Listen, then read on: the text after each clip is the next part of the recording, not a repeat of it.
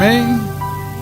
Diga graças a Deus. Graças a Deus. Vamos abrir a Bíblia, meus irmãos, na segunda epístola de Paulo a Timóteo.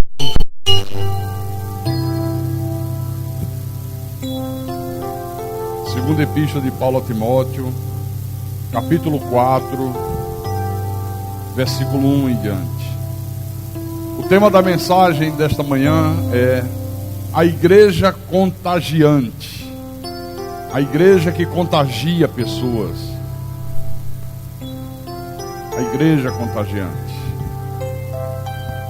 2 Timóteo, capítulo 4, versículo 1 em diante.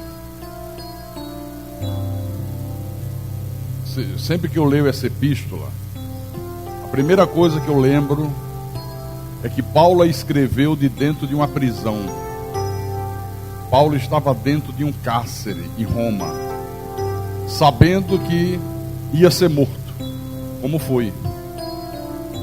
Mas mesmo dentro de uma prisão, mesmo sabendo que a sua vida estava por um fio, esse homem escreve para Timóteo, para exortar Timóteo a continuar o trabalho que ele, Paulo, vinha realizando. Isso não contagia a gente? Sim ou não? Uma atitude dessa não contagia a nossa fé? Contagia. Então ele diz para Timóteo: conjuro-te perante Deus e Cristo Jesus, que há de julgar vivos e mortos, pela sua manifestação e pelo seu reino. Prega a palavra, insta, quer seja oportuno, quer não, corrige, repreende, exorta com toda longanimidade e doutrina, pois haverá tempo em que não suportarão a sã doutrina. Pelo contrário, cercar-se-ão de mestres, segundo as suas próprias cobiças, como que sentindo coceira nos ouvidos, e se recusarão a dar ouvidos a verdades, entregando-se às fábulas. Vamos orar para que Deus fale ao nosso espírito nessa manhã. Oremos ao Senhor agora.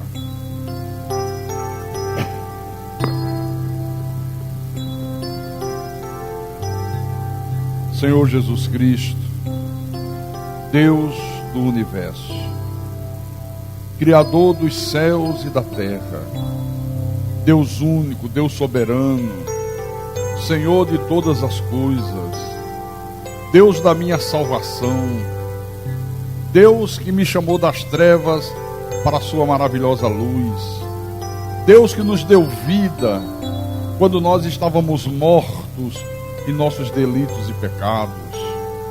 Aqui estamos nós nessa manhã de domingo, o domingo que é o dia do Senhor. Já adoramos o teu nome, já cantamos louvores de adoração a ti, e agora queremos ouvir a tua voz, queremos ouvir aquilo que o Senhor tem a falar com cada um de nós individualmente e com a igreja coletivamente, porque só nos interessa a tua voz, não interessa mais nada.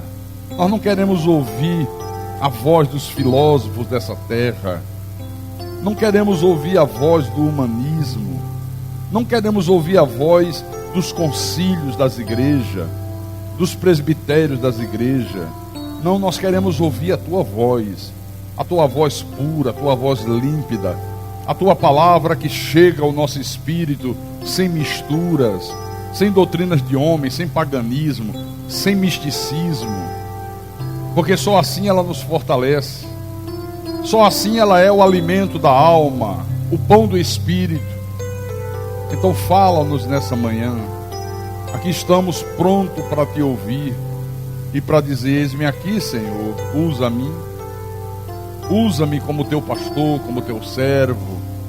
Dá-me, eu te peço, a sabedoria para poder explanar a tua verdade, porque a minha suficiência, ela vem de ti, meu Deus, ela vem do Senhor, o Deus Santo.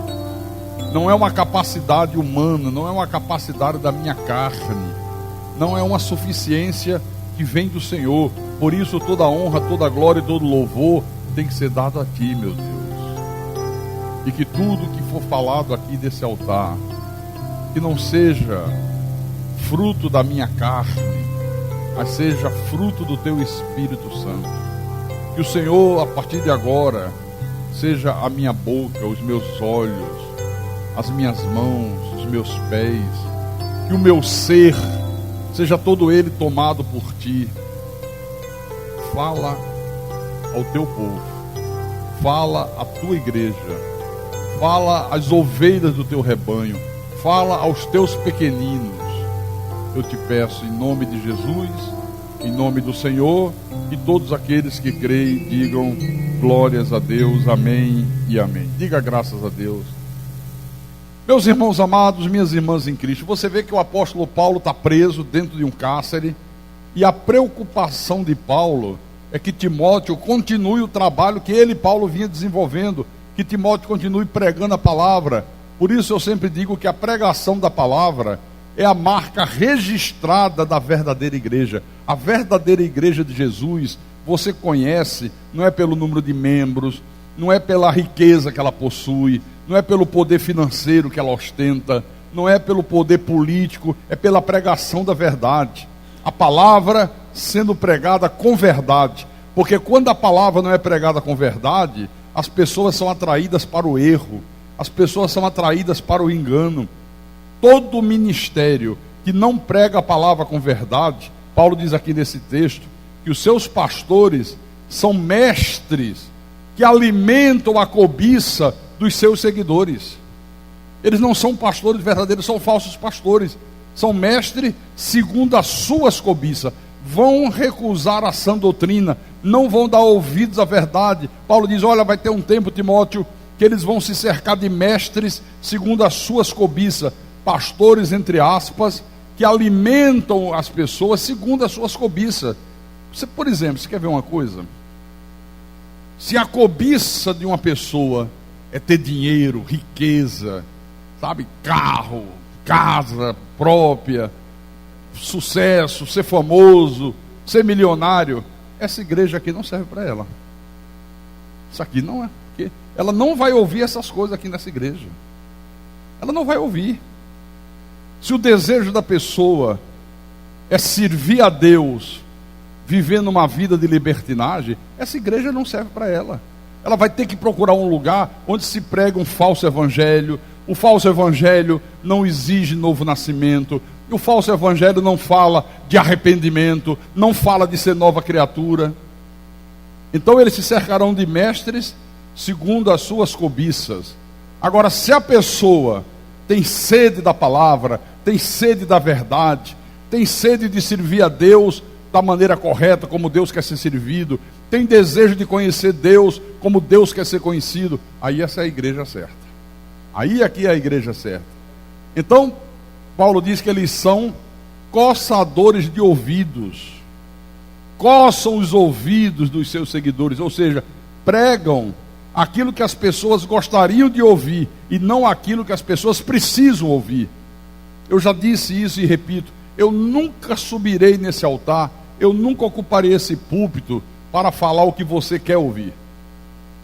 Todas as vezes que Deus me der a chance, a graça, a dádiva de ocupar esse púlpito, eu vou ocupá-lo para pregar aquilo que você precisa ouvir.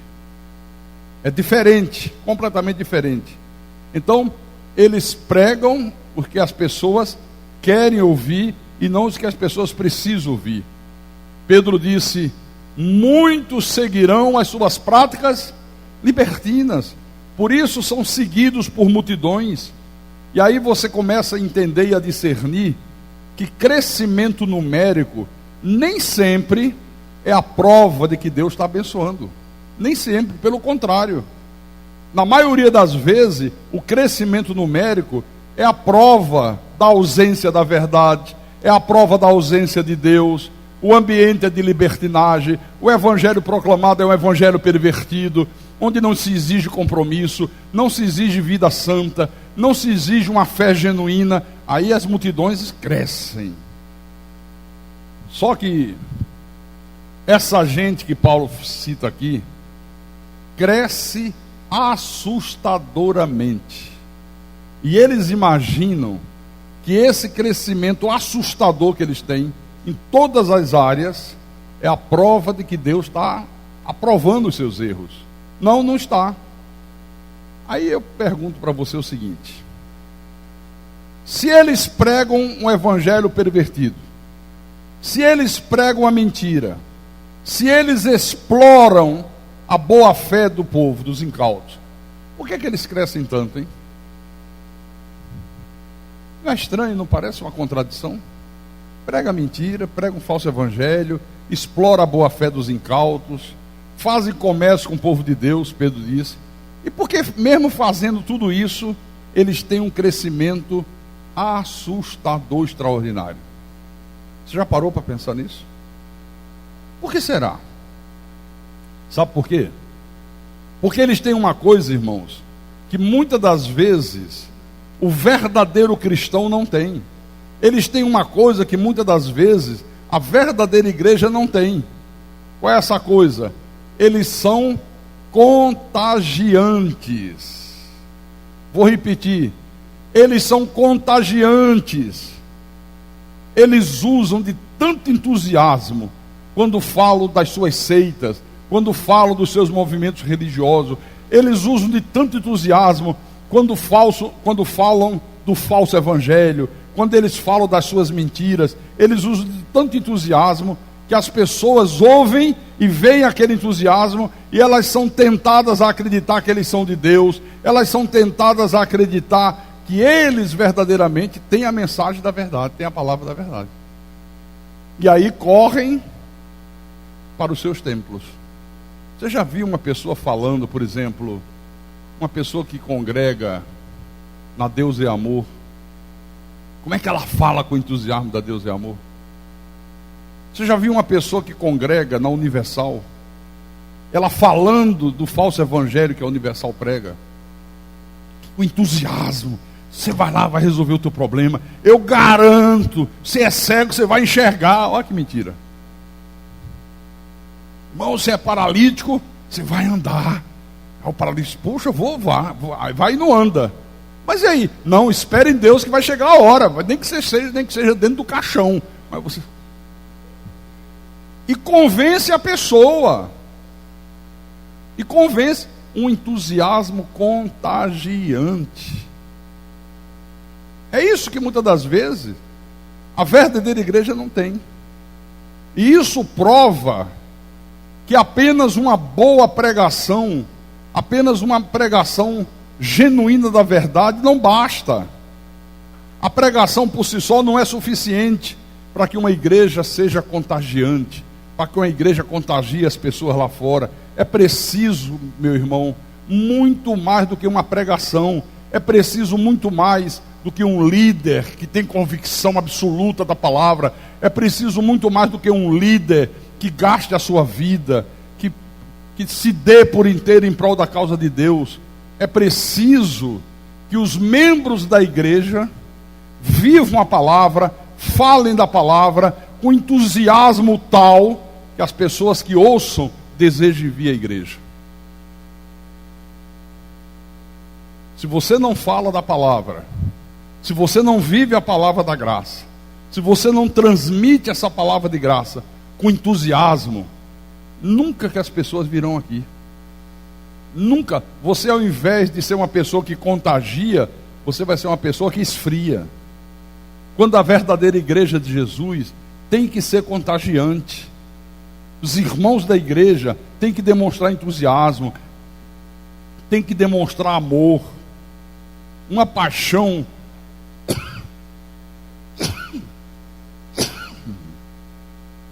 uma paixão ardente pela causa de Cristo, uma dedicação total pelo ministério da igreja, uma alegria, sabe, aquela alegria eletrizante pelo ministério da igreja. Se não houver isso, a igreja nunca será uma igreja contagiante. Agora, para ser uma igreja contagiante, é necessário algumas coisas importantes que eu quero transmitir para você agora. Aqui mesmo na segunda epístola de Timóteo, Volte um pouco atrás no capítulo 2.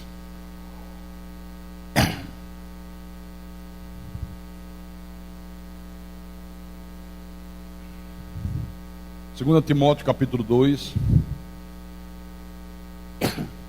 Versículo 1. Olha o que o apóstolo Paulo diz a Timóteo. Tu, pois, filho meu, fortifica-te na graça que está em Cristo Jesus. Parece uma coisa simples, não parece? Fortifica-te na graça que está em Cristo Jesus. Parece simples, mas não é. É uma das coisas mais difíceis isso aqui. Porque eu me fortifico na graça quando eu proclamo a graça com entusiasmo, quando eu respiro a graça às 24 horas do meu dia, quando eu me lembro diuturnamente a importância da graça de Deus na minha vida, o que a graça de Deus operou em mim. Aí eu estou me fortificando na graça que há em Cristo Jesus. Você fala da graça com entusiasmo? Você fala do que a graça operou na tua vida com entusiasmo? Para quantas pessoas você falou da graça de Deus essa semana? Quem falou da graça de Deus para alguém essa semana, levante a mão. Você vê uma pequena parte da igreja. Uma pequena parte. E se falou, você que falou com entusiasmo, você falou que a graça de Deus operou na tua vida, quais foram as mudanças que essa palavra da verdade operou em você? A ponto da pessoa ficar entusiasmada e dizer: eu quero conhecer essa graça, eu quero saber dessa verdade, eu quero ir na tua igreja. Olha, Paulo sempre deixou isso muito bem claro nas suas epístolas. Aqui em Romanos, capítulo 3, versículo 23 e 24, olha como Paulo fala disso. Esse homem nunca esquecia a importância da graça de Deus na vida dele, o que é que a graça de Deus operou na vida dele. Aí ele diz à igreja de Roma, capítulo 3, versículo 23 e 24: pois todos pecaram e carecem da glória de Deus, sendo justificados gratuitamente por sua graça, mediante a redenção que há em Cristo Jesus. Todos pecaram, todos necessitam da graça de Deus. Sem a graça de Deus, você não chega a lugar nenhum. Sem a graça de Deus, você não é salvo. Sem a graça de Deus, você não conhece Deus. Sem a graça de Deus, você vai permanecer morto. Olha o que esse homem dizia em Efésios capítulo 2, versículo 8. Ele diz aos irmãos de Éfeso: porque pela graça sois salvos. Ele não diz pelo jejum vocês são salvos. Ele não diz pelos sacrifícios da lei vocês são salvos. Ele diz: pela graça sois salvos, mediante a fé. E isto não vem de vós, isto é um dom de Deus. Isso é um dom de Deus. Não dependeu de você, não dependeu dos teus méritos, não dependeu dos teus esforços. Você estava morto em delitos e pecado. Deus veio de lá com o dom gratuito da fé e da graça e derramou abundantemente sobre a tua vida. Aleluia, glória a Deus. Em Tito, quando ele escreve a Tito, capítulo 3, versículo 4 em diante, Paulo diz: quando, porém, se manifestou a benignidade de Deus, nosso Salvador, e o seu amor para com todos os que ele predestinou em amor, né?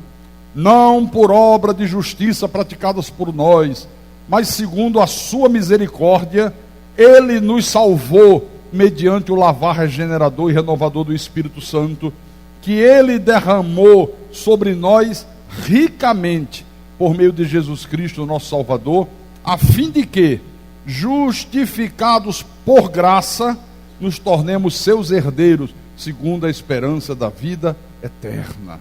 Ele diz: olha, nós nos tornamos justos aos olhos de Deus, não foi por obra de justiça praticada por nós, não foi porque nós pagamos um preço, não foi porque a gente tinha algum mérito diante de Deus, não, nós fomos justificados pela sua graça. Deus nos justificou, Deus nos tornou justo graciosamente. Diga glória a Deus. Depois ele escreve aos Gálatas, capítulo 1, versículo 15.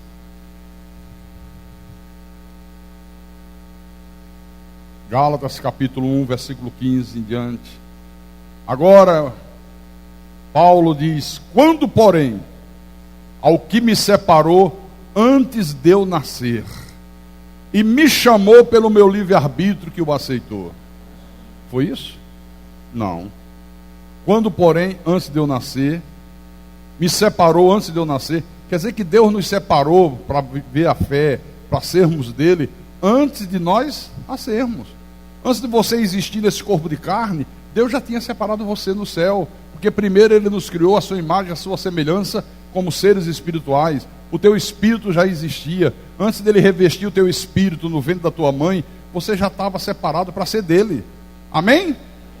Então ele continua e diz: e me chamou pela sua graça, aprouve revelar seu Filho em mim, para que eu o pregasse entre os gentios, sem detença, sem perda de tempo. Não consultei carne e sangue, nem subi a Jerusalém para os que já eram apóstolos antes de mim, mas parti para as regiões da Arábia e voltei outra vez para Damasco. Você está percebendo como é que esse homem sabia o que representava ser alcançado pela graça de Deus?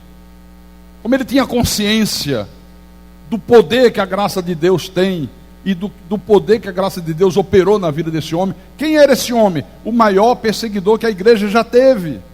Um homem mau, um homem perverso, um homem que consentiu na morte de Estevão, um homem que prendeu e matou muita gente, porque ele não acreditava na verdade da palavra. Ele era um eleito, ele era uma ovelha, mas ele estava morto em delitos e pecados. A graça de Deus mudou esse homem por inteiro, e mudou de dentro para fora, porque a graça é assim, ela muda de dentro para fora, ela não faz uma mudança exterior, uma mudança apenas de fachada, ela muda você por dentro. Diga glória a Deus. Em Atos dos Apóstolos, capítulo 13, Atos capítulo 13, versículo 38.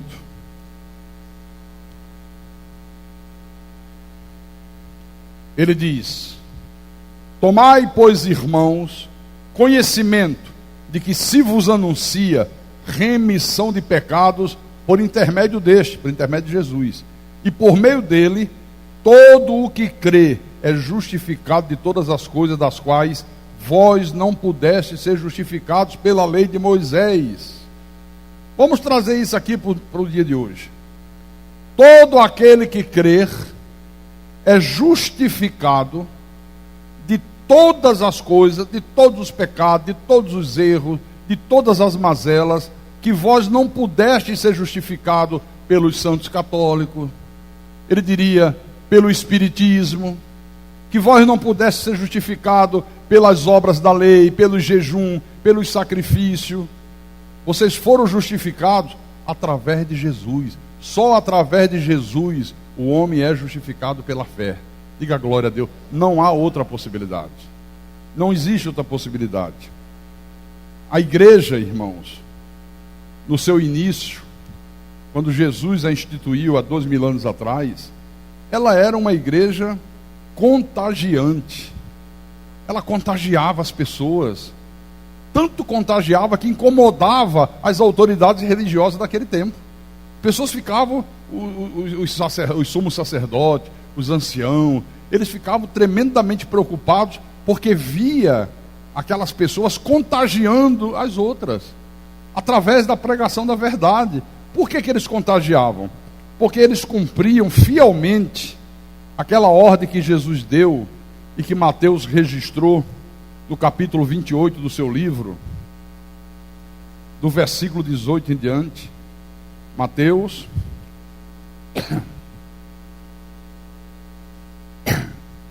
capítulo 28. É fácil achar Mateus, facinho. Vou dar uma dica. Está entre Gênesis e Apocalipse.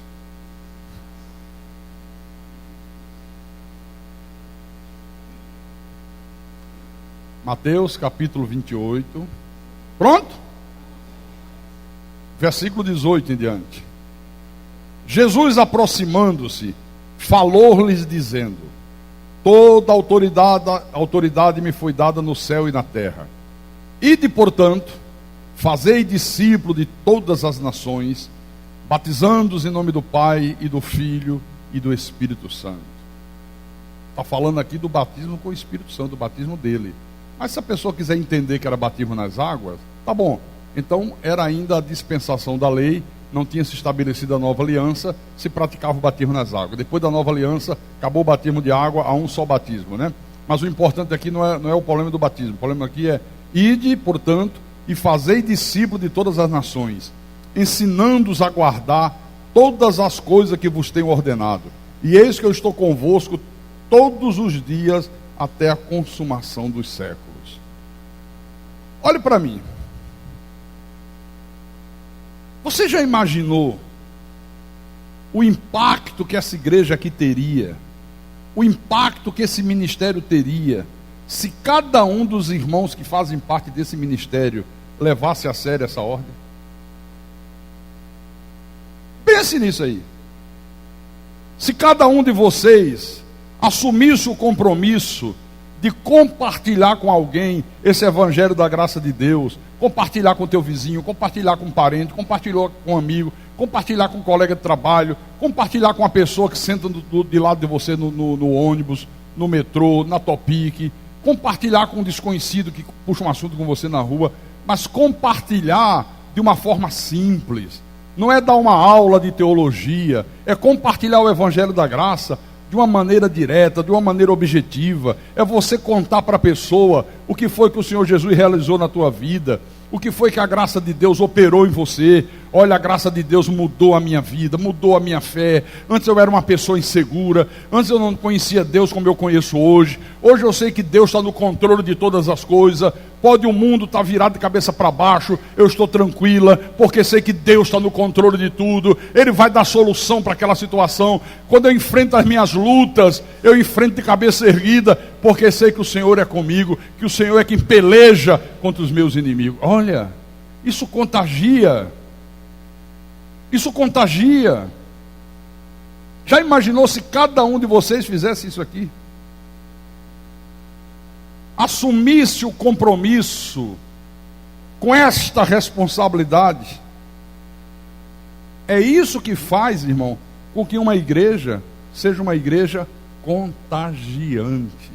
Ela contagia. Não é dar aula de teologia, não é querer empurrar goela abaixo do outro, predestinação. Não. Deixa que o Espírito Santo faz isso aqui. É você contagiar a pessoa. Você vê essa gente do falso evangelho, eles nem falam de Bíblia. Eles só falam que você vai ser curado.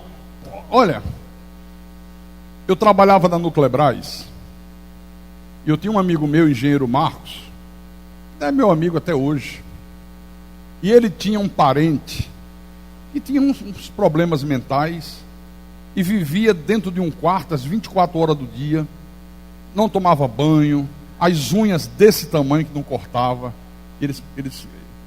E aí ele, de tanto ouvir eu falar, que eu falava muito, porque a corrente, porque o diabo, porque o poder, porque não sei o quê, que um dia ele me chamou, disse assim: Magno, me diz uma coisa, isso que você fala é verdade mesmo?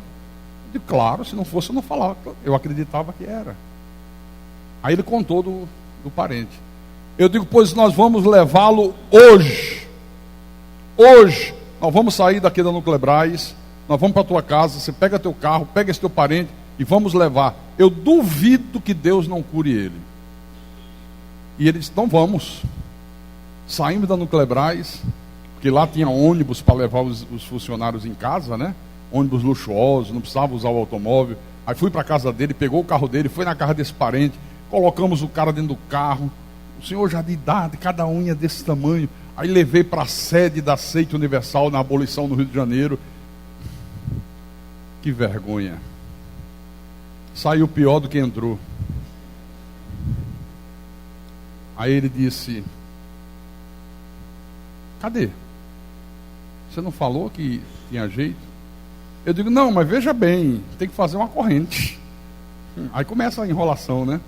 Tem que fazer uma corrente, tem que provar que tem fé, tem que dar dinheiro, tem que desafiar Deus. Não é assim também não. Nunca mais ele tocou comigo em assunto de Deus, em assunto de igreja. Mas eu falei de tal maneira que contagiou ele. Ele foi no mesmo dia, meu irmão. Amém? Abra no livro de João, capítulo 15. Depois de Lucas vem João.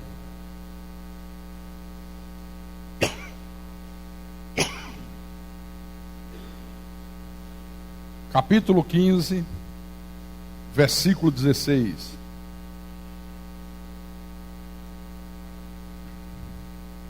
Jesus disse assim: não fostes vós que me escolhestes a mim. Por que o sistema religioso teima em ensinar ao povo que as pessoas é que escolhem Jesus? Incrível isso, né? Aí Jesus vem: não foram vocês que me escolheram, não foram vocês que me aceitaram, pelo contrário, eu escolhi a vós outros e vos designei para que vades e deis frutos, e o vosso fruto permaneça, a fim de que tudo quanto pedides ao Pai em meu nome, Ele vô-lo conceda. Quer dizer que o Senhor Jesus, Ele nos escolheu, Ele nos designou para que nós dessemos o quê? Frutos. O que é dar fruto? Fazer discípulos. Ide e fazei discípulos em meu nome. Será que nós temos dado frutos? Você tem dado frutos para Deus? Se Jesus chegasse hoje aqui em carne e osso e chamasse um por um de vocês: venham cá, agora é a sua vez, agora é a sua, vem cá. Quantos discípulos você fez? Quantos frutos você tem apresentado para mim? Quantas pessoas foram contagiadas pela graça? Quantas pessoas foram tocadas por esse evangelho pela tua instrumentalidade? Você foi o instrumento, você foi a pessoa que eu usei para isso. Quantas? O que é que você diria? Olha, eu garanto que tem gente que ia passar vergonha. Ia dizer: poxa, Senhor, eu estou há tantos anos na igreja, eu não tenho nenhum fruto para te apresentar. Eu nunca fiz um discípulo. Eu nunca fui usado pelo Senhor para alcançar uma alma perdida. Porque eu sempre fui relaxado, eu sempre me encolhi, eu nunca assumi o compromisso. Mas Ele está dizendo que Ele nos escolheu e Ele nos designou para que nós dessemos frutos. É obrigação nossa, é obrigação do cristão produzir frutos para Deus. Agora eu vou mostrar uma outra característica de uma igreja contagiante. Ah, como eu anseio que a nossa igreja se torne uma igreja contagiante. 2 Timóteo, capítulo 2.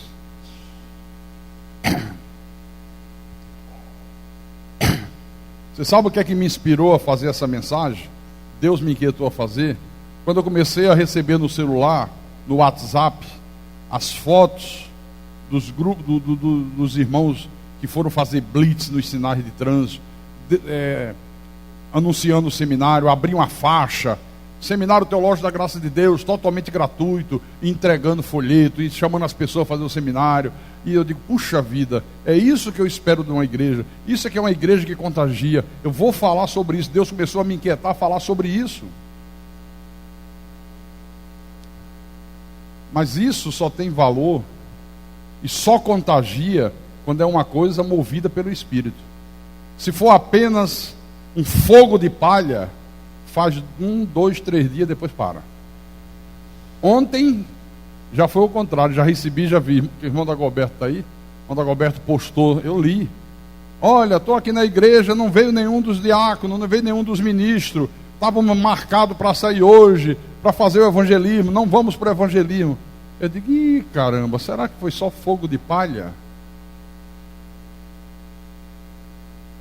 2 Timóteo, capítulo 2, versículo 2. Outra característica, viu?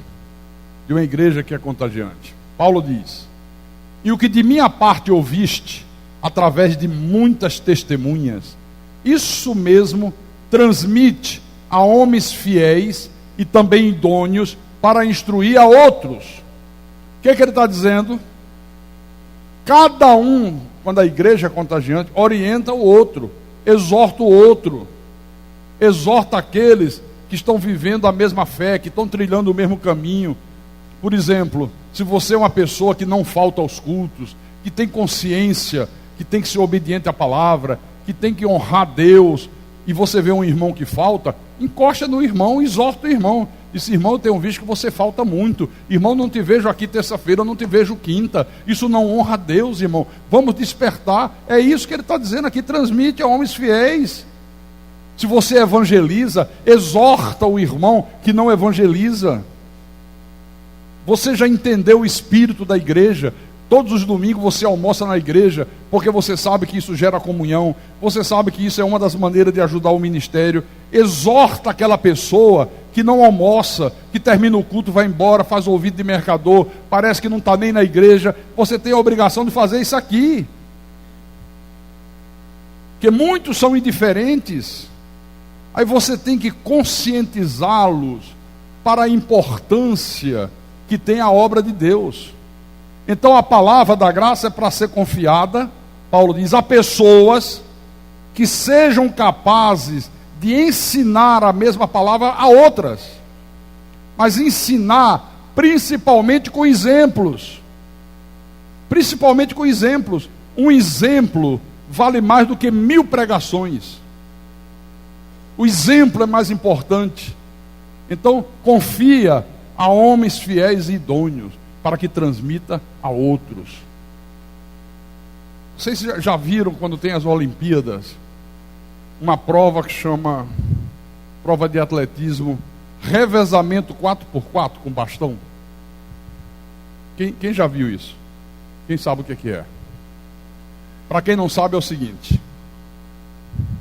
cada país manda 4 atletas. Aí cada atleta vai correr, vai dar uma volta na pista inteira, 4x400 é a prova. Só que ele leva na mão um bastão. Fazer quanto que esse celular aqui é um bastão. Vem cá. Nós 4 aqui. Vem cá. Não, André, não vou chamar André não, porque André está cansado. Pastor Eric dormiu muito. Descansou bastante. Tudo isso. Faz de conta que nós somos os 4 atletas. 4x4. Faz de conta que eu vou ser só virtual, tá? Não. Aí faz de conta que eu saí daqui. Aí dei a volta e cheguei. Você é o segundo. Então segura o bastão, segura.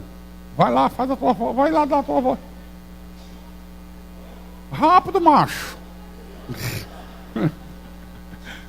O outro aqui, rápido, macho. E ele vai lá na igreja para matar vocês, ó.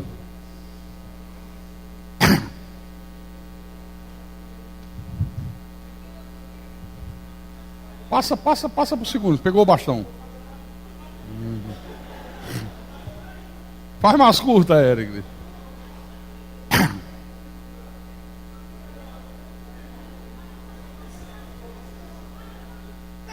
Pega um.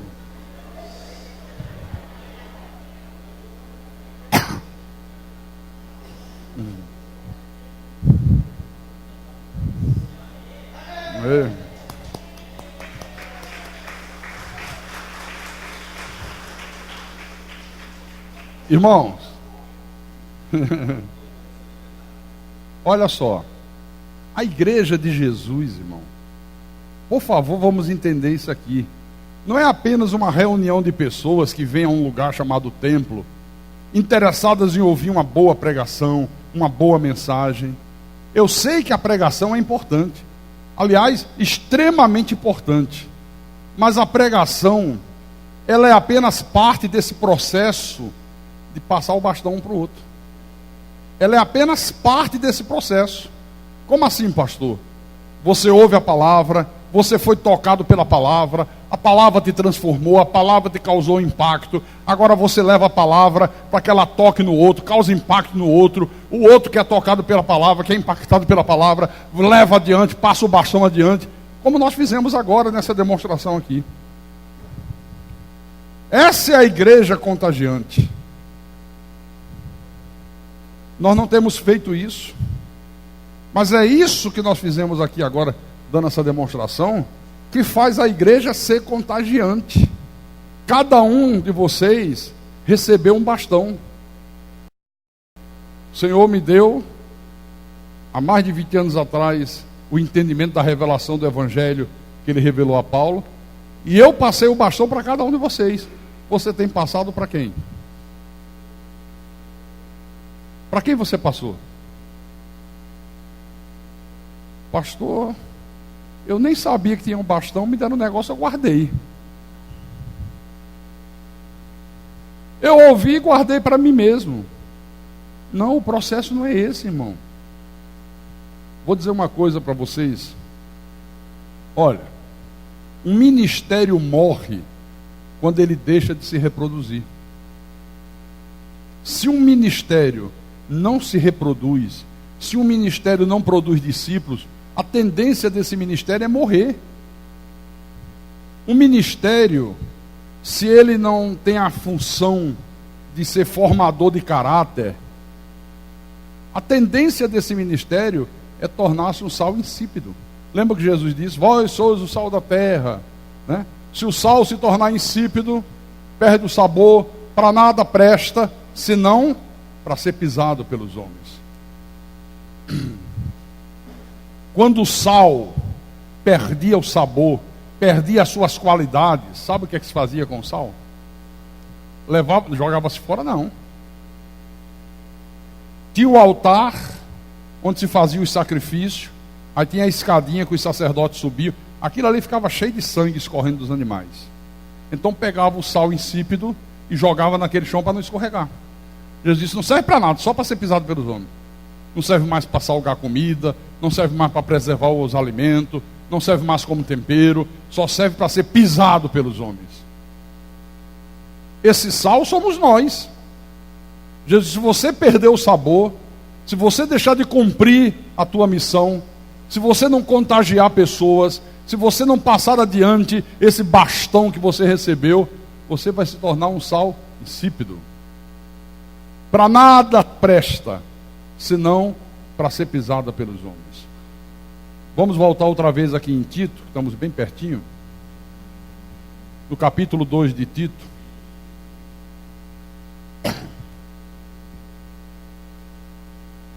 Versículo 3.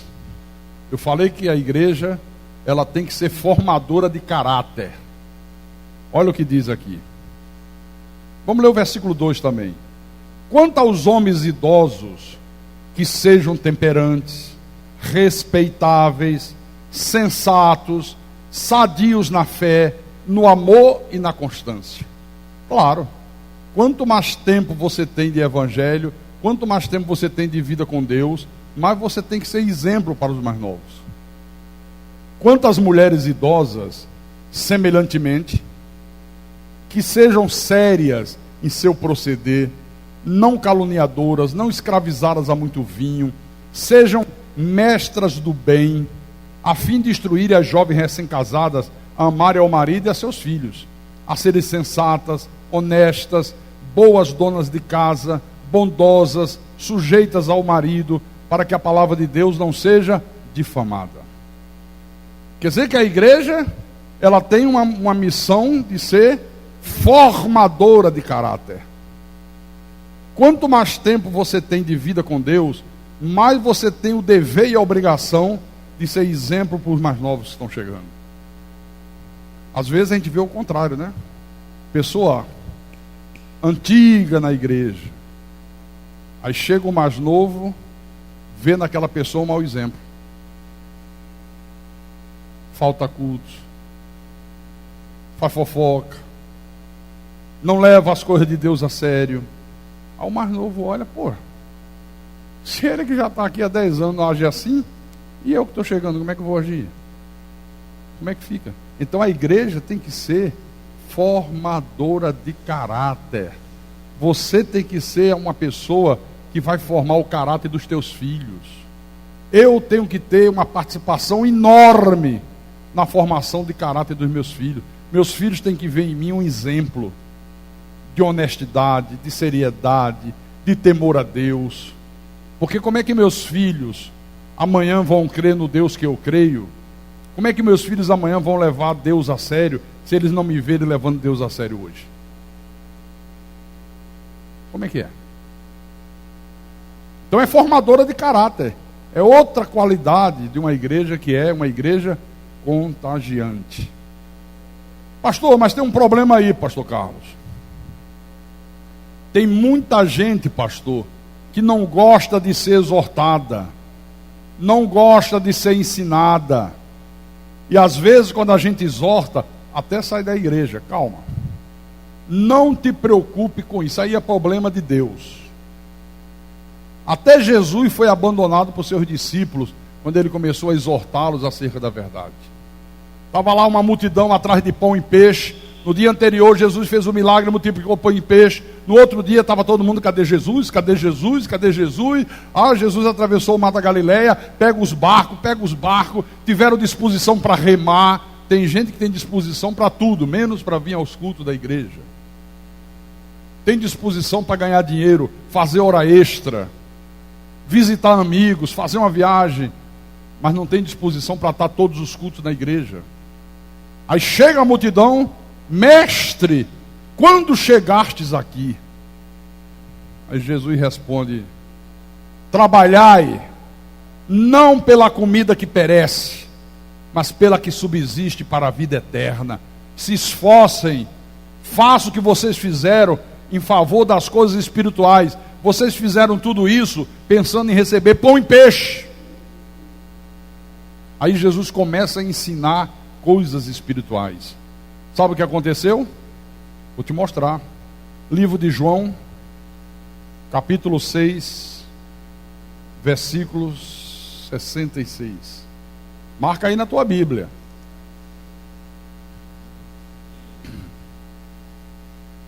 Livro de João, capítulo 6. Encontraram? Marca aí o versículo 66. À vista disso, muitos dos seus discípulos o abandonaram e já não andavam com ele. Aleluia. Quando começaram a ouvir a verdade, quando começaram a ouvir uma exortação de Jesus, é assim? Assim a gente não quer. A gente quer uma religião que valha tudo, que não nos cobre nada. Nós não queremos compromisso com Deus, nós queremos pão e peixe. Esse é o retrato da religião hoje. As multidões estão aí fora, ávidas por pão e peixe. Vá para um programa de rádio e anuncie: eu vou orar para Deus te dar a tua casa própria, eu vou orar para Deus fazer o teu salário se multiplicar. Você que vende cachorro quente na praça, vou orar, Deus vai fazer você ser dono da Sadia, uma empresa multinacional. Olha, fica assim de gente, ó.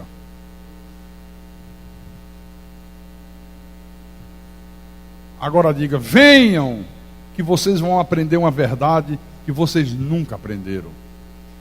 Venham, que vocês vão conhecer Deus como vocês nunca conheceram. Venham. Um ou outro aparece. Foi o que aconteceu com essa multidão aqui, ó.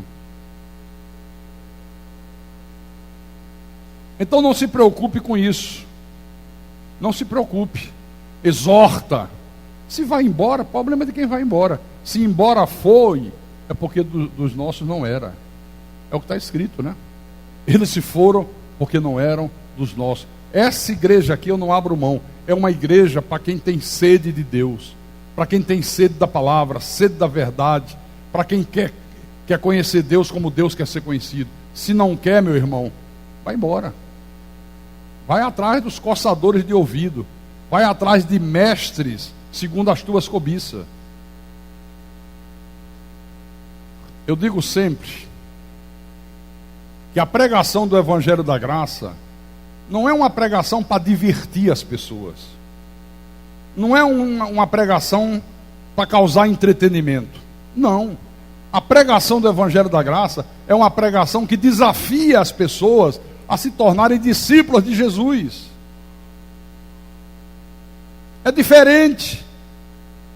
Uma pregação que não incomoda, uma igreja que você frequenta, onde as pessoas não se exortam mutuamente, onde a palavra pregada não coloca o dedo na tua ferida, não expõe os teus erros, não expõe os teus pecados, não exorta você acerca de uma vida desregrada. Olha, você pode até gostar, tudo bem, não incomoda, não põe o dedo na ferida, não exorta, você vive a tua vida ao teu bel prazer.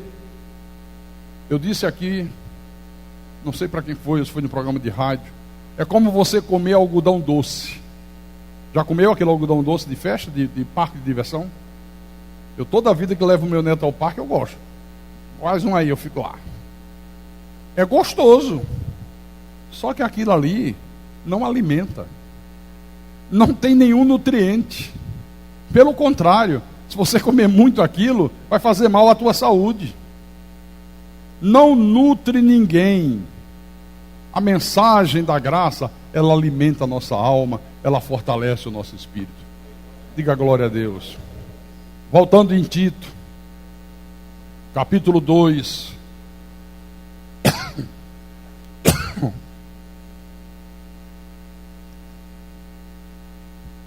Tito, capítulo 2. Versículo 11 em diante.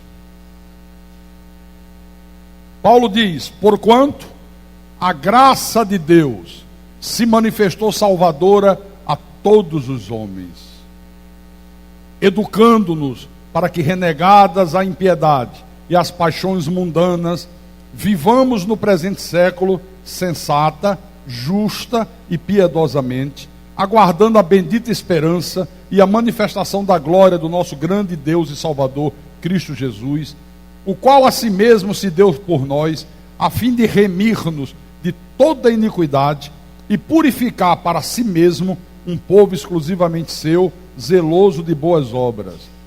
Dize estas coisas, exorta e repreende também com toda a autoridade. Ninguém te despreze. Sabe o que Paulo está dizendo aqui? Que a mensagem da graça de Deus, ela nos ensina a renegar toda a impiedade e as paixões mundanas. Tudo aquilo que é abominação aos olhos de Deus, tudo aquilo que Deus renega. A graça de Deus, a mensagem da graça, não é um passaporte para você viver uma vida de pecados, para você viver uma vida de libertinagem, para você viver uma vida de erro. Não é uma mensagem para você fazer da igreja um clube de lazer. Não, ela nos ensina a renegar todas as impiedades e as paixões mundanas. O que é isso? Ela nos ensina, ela nos motiva a obedecer e honrar a Deus. A graça de Deus, a mensagem da graça, nos ensina, nos motiva a obedecer e honrar a Deus.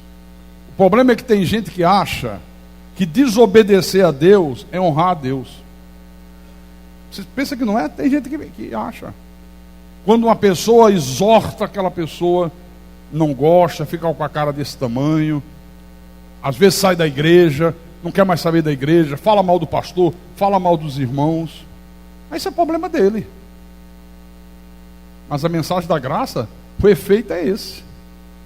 Ela te ensina, ela te motiva a que você renegue tudo que é impiedade, todas as paixões mundanas, tudo aquilo que você fazia no passado e que o mundo lá fora continua fazendo hoje. Depois que a graça de Deus entra na tua mente e desce para o teu coração, depois que você ouve e a pratica, você renega tudo isso. Diga glória a Deus. Outro ponto que faz a igreja ser uma igreja contagiante. 2 Timóteo, volte lá.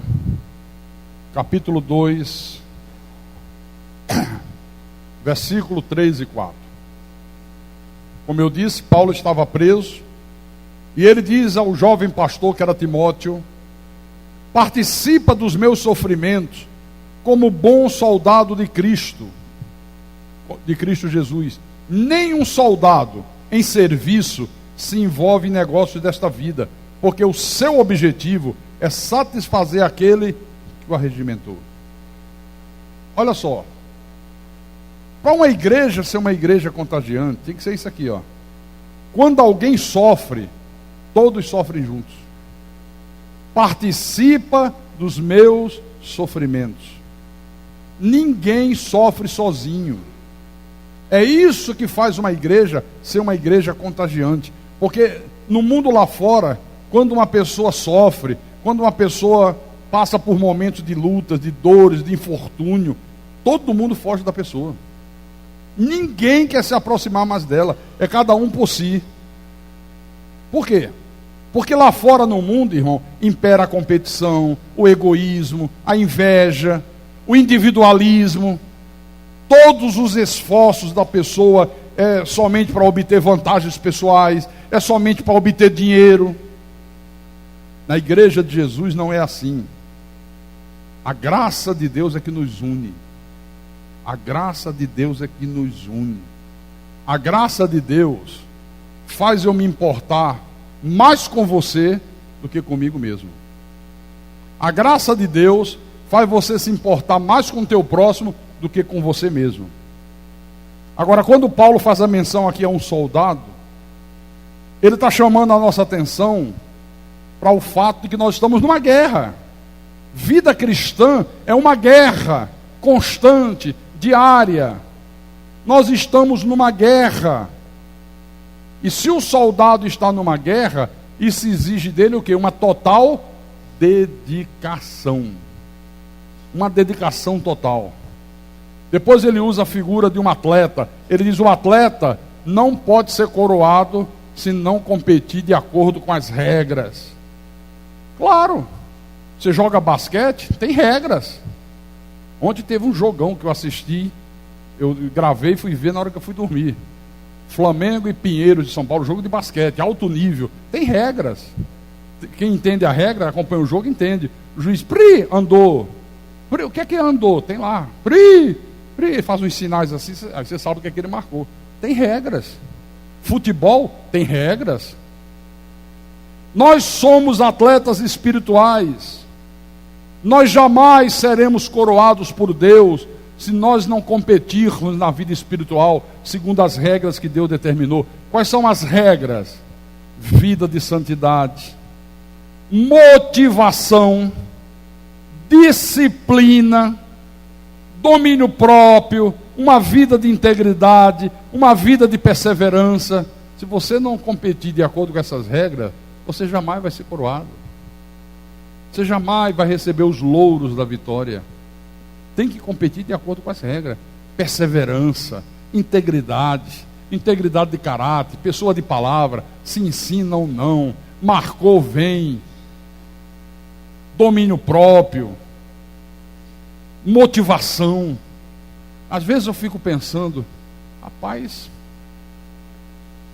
eu não me lembro nos últimos 20 anos se teve algum dia que eu estive desmotivado. Nos últimos 20 anos, que é quando eu conheci a graça de Deus. Não me lembro. Mas antes, foram muitos. Quantos dias eu acordava e dizia: caramba,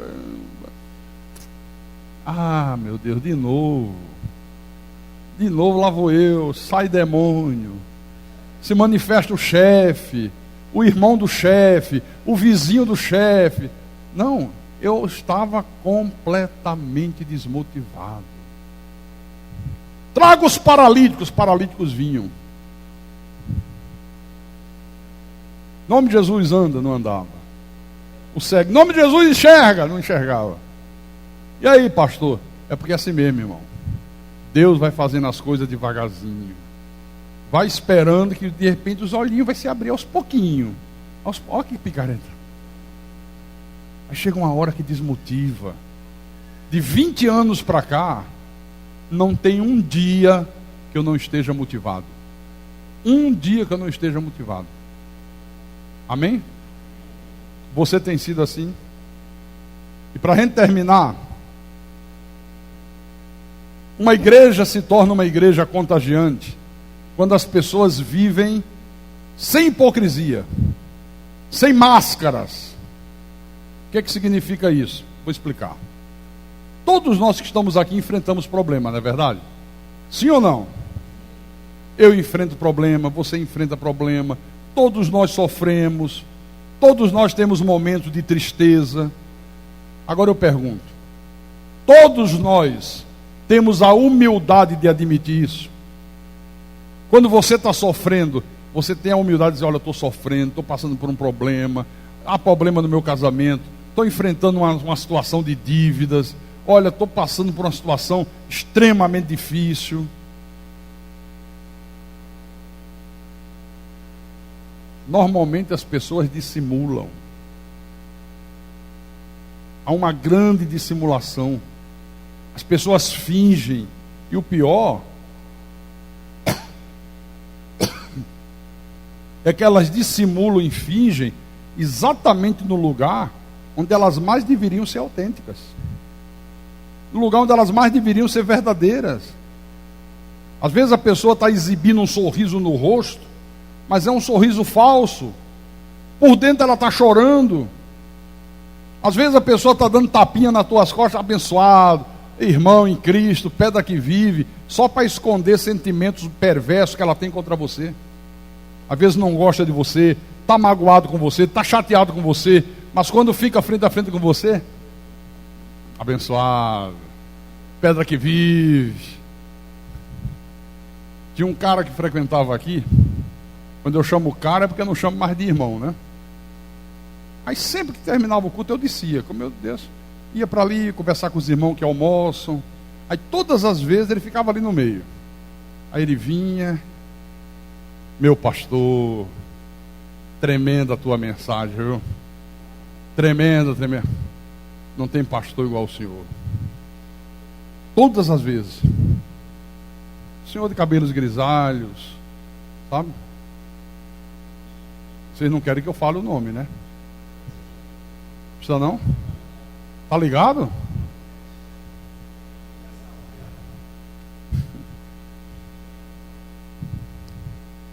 Aí o Valdir, não. Puxa vida, saiu, escapou. Escapou. Todas as vezes dizia isso. De repente saiu da igreja. Levou a mulher, levou os filhos. A mulher ainda ficou um tempo. Aí ele dizia, não dou a passagem. Ela chegava aqui triste. Olha, ele não dá a passagem mais, estou a ponto de não poder mais vir. Dou passagem para você ir até para Macumba. Para lá você não vai. Acabou que não veio mais, ninguém veio mais. Aí é que eu vou saber que as pessoas não me contam as coisas logo, né? É bom que me contem logo, porque senão você fica sendo enganado sem saber, dormindo com o inimigo. Aí que vem um e diz, pastor, esse homem era o maior inimigo que só tinha aqui dentro da igreja. Como ele faltava culto, ele não levava as coisas a sério, ele foi diácono, renunciou ao diaconato, e as pregações incomodavam ele. Quando terminava o culto, ele ficava metendo o sarrafo no pastor. Diz que sentava a ripa ali atrás. Mas quando eu descia, ele vinha com um sorriso. Pastor, que mensagem, viu? Pastor igual o senhor não tem. Não tem. Você está vendo? Quem é de Deus, irmãos, não dissimula. Quem é de Deus não usa máscaras. Ela é autêntica, ela é verdadeira. Isso é que faz uma igreja ser contagiante também. Nós temos que sermos transparentes. Não tenha medo, por favor, eu te digo, de viver a tua vida de modo transparente.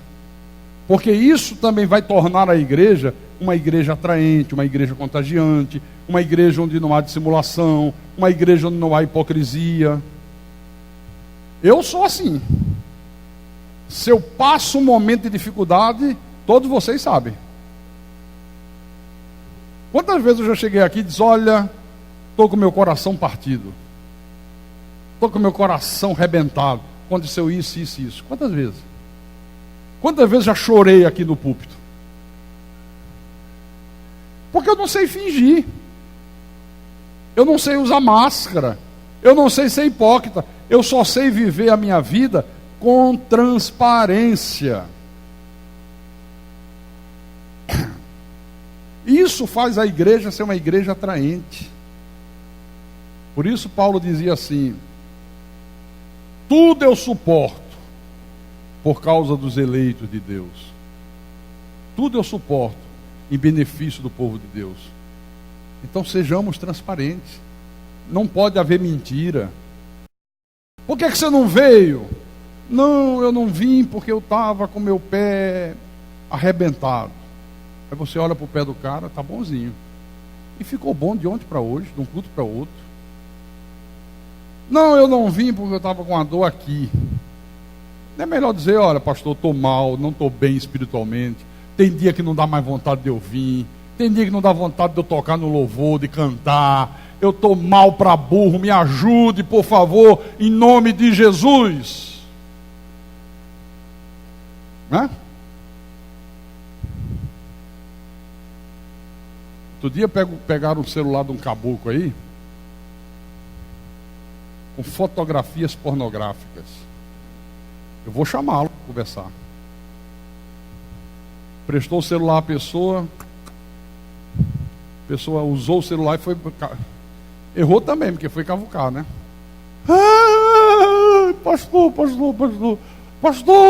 olha, fulano me emprestou o celular para fazer uma ligação. Eu fui mexer, tem fotos que o senhor não faz ideia. E não são fotos da internet, não. São fotos tiradas ao vivo. Vai sentar comigo. Está vendo como a igreja... Uma igreja assim é atraente. Não há hipocrisia. Aqui não se passa a mão na cabeça. Aqui não se encobre o erro. Porque ou o cara se enquadra, ou então tem que sair do nosso meio. Aqui não pode ficar. Aqui não pode ficar. Amém?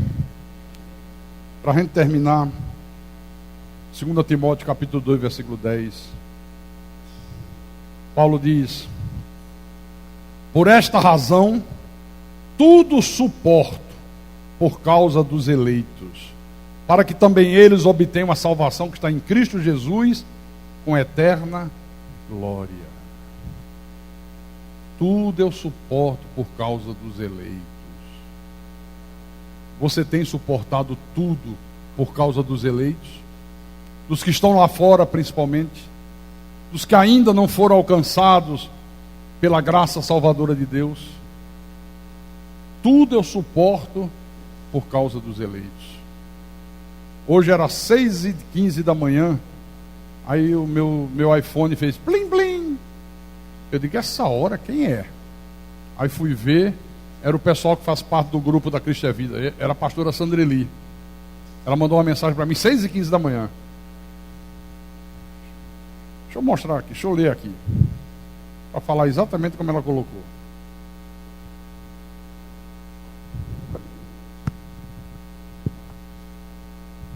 WhatsApp. Cadê minha esposa? Cadê?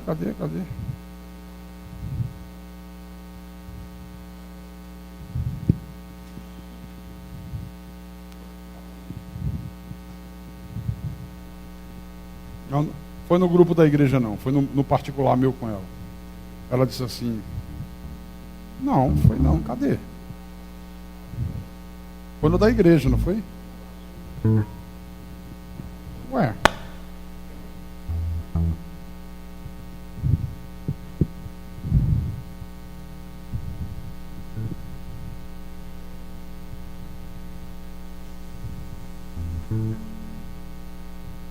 Ué, sumiu.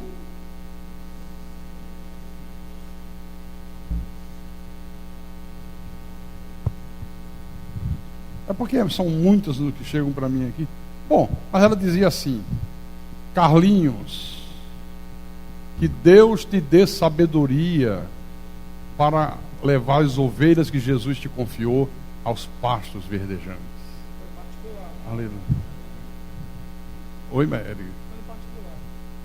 Ela passou para toda a igreja, mas é diferente. Então foi na particular mesmo. É que eu estou olhando da igreja. Foi no particular. 6h15 da manhã. Eu ainda estava dormindo. Aí olhei quem era. Era ela. Quer dizer, isso não contagia você? Contagia. Isso dá um ânimo.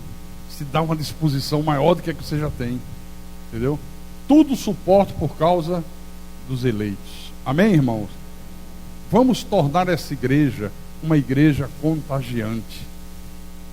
Essa igreja tem que contagiar as pessoas lá fora, através de você. Você tem que contagiar a tua família. Você tem que contagiar os teus vizinhos. Você tem que contagiar qualquer pessoa que Deus permita que entre em contato com você, através do teu testemunho. Mas contagiar de tal forma que a pessoa vai dizer: olha, me leva lá na igreja. Eu quero ir lá. Estou vendo você tão feliz.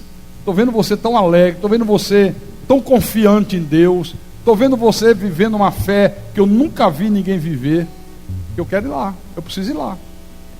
Isso é uma igreja contagiante. Em nome de Jesus. Em nome do Senhor. Amém? Vamos exortar-nos uns aos outros. Uma igreja não pode ficar na dependência só da exortação do pastor. É um exortando aos outros. Um exorta o outro. Exorta os irmãos. Irmão, você tem faltado o culto? Não falta, querido. Eu tenho sentido tua falta aqui às quintas-feiras. Onde é que você está? Não pode, vem, olha, quinta-feira eu quero te ver aqui. Vou te cobrar, irmão. Vou te cobrar, você conhece a palavra. Isso torna uma igreja contagiante. Um vai contagiando o outro. Às vezes aquela pessoa que está meio devagar, está meio cansada, está meio desanimada, quando você exorta, ela recebe um gás. Ela vê que alguém se importa com ela. Alguém está querendo ajudá-la, alguém está querendo levantá-la, alguém está estendendo a mão para ela, alguém está preocupada com ela. Amém?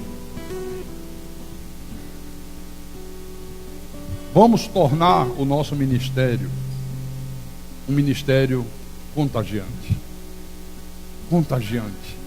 Onde todos são contagiados. Um contagia o outro. E aí o nome de Jesus será mais ainda glorificado. Amém? E nós seremos mais ainda cheios da graça do nosso Deus. E quem tem ouvidos para ouvir, que ouça o que o Espírito falou com a igreja nesta manhã. Em nome de Jesus Cristo e para a glória de Deus. Louvado seja